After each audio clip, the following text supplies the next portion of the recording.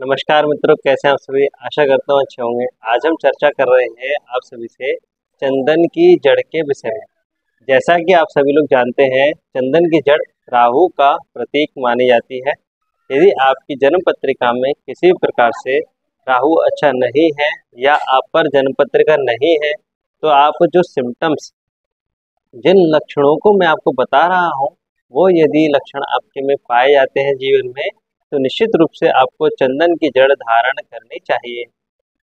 सबसे पहले समझिए, यदि आपकी जन्म पत्रिका में राहु नीच राशि का है, शत्रु के घर में है, मंगल के साथ है यानी कि सूर्य के साथ है, या चंद्रमा के साथ है, या फिर बृहस्पति के साथ है, या चंद्रमा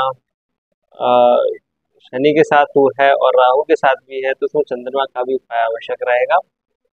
यहाँ पर चर्चा राहु की है, तो राहु नीच राशि का होने पर या फिर शत्रु राशि में होने पर, शत्रु ग्रहों के साथ होने पर, राहु का भाव खराब हो जाने पर, राहु लग्न भाव में हो जाने पर, रोग कष्ट को देने वाला, जेल यात्रा कराने वाला, विदेश यात्रा में रुकावट देने वाला बन जाए, तो निश्चित रूप से आपको चंदन की जड़ धारण करनी चाहिए। यदि चंदन की जड़ धारण करने के अलावा आप गोमेद धारण करने की सोच रहे हैं और ये सोचते हैं कि शायद आपको लाभ मिलेगा या नहीं मिलेगा, कहीं साइड इफेक्ट ना हो जाए, तो जड़ों में ये बहुत अच्छा सिस्टम है कि कभी भी नकारात्मक प्रभाव आपको देखने को नहीं मिलता है।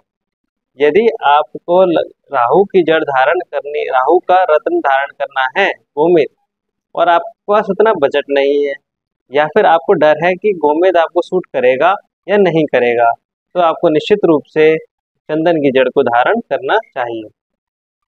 अब मैं आपको कुछ लक्षण बता देता हूँ, जैसे कि यदि आपकी जन्म पत्रिका में जो मैंने बताया, इसके अलावा आप रोजमर्रा में देखें तो जैसे आपकी चीज़ें अचानक से खो जाती हैं, या आपके परिवार में कोई ऐसा व्यक्ति है जो खो गया है, लंबे समय से मिल नहीं पा रहा है, या आपके घर पर तंत्र बाधा का ज़्यादा प्रयोग हुआ है, ऐसा आपको दिखता है।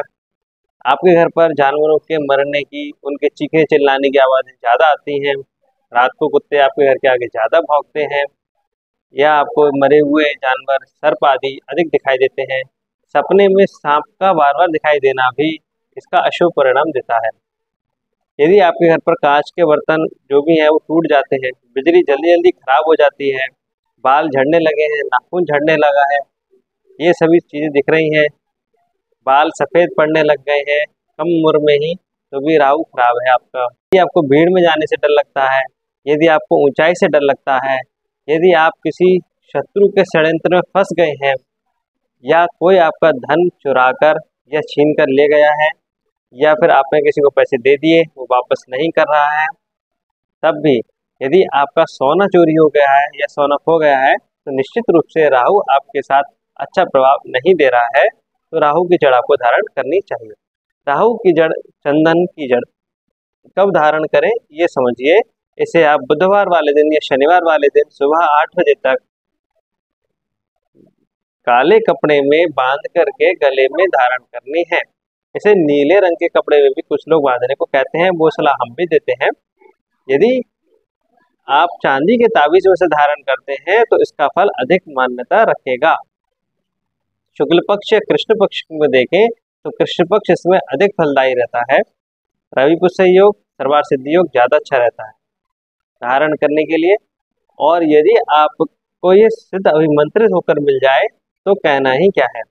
इसीलिए यदि आपको जड़ धारण करनी है तो सिद्ध अभिमंत्रित होकर के ही जड़ को धारण करें। और इसे प्राप्त करने के लिए आप चंदन के वृक्ष को जिन मंत्रों से अभिमंत्रित किया जाता है वो है ओम राम राहवे नमः से अभिमंत्रित करके और प्रतिष्ठित करके मंगाकर पहने। यदि आपको अपने घर बैठे मंगानी हो तो आप हमें कॉल कर सकते हो, मैं इसे सिद्ध अभिमंत्रित करके आपको आपके घर तक पहुंचा दूंगा, ताकि ये आपको लाभ देने में देर ना करे और जल्दी ही और बड़ा से अच्छा लाभ आपको प्राप्त हो।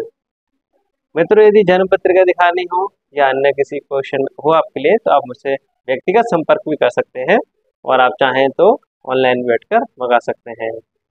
मित्रों, आज के लिए इतना ही, फिर मिलते हैं किन्हीं नई जानकारी के साथ। धन्यवाद।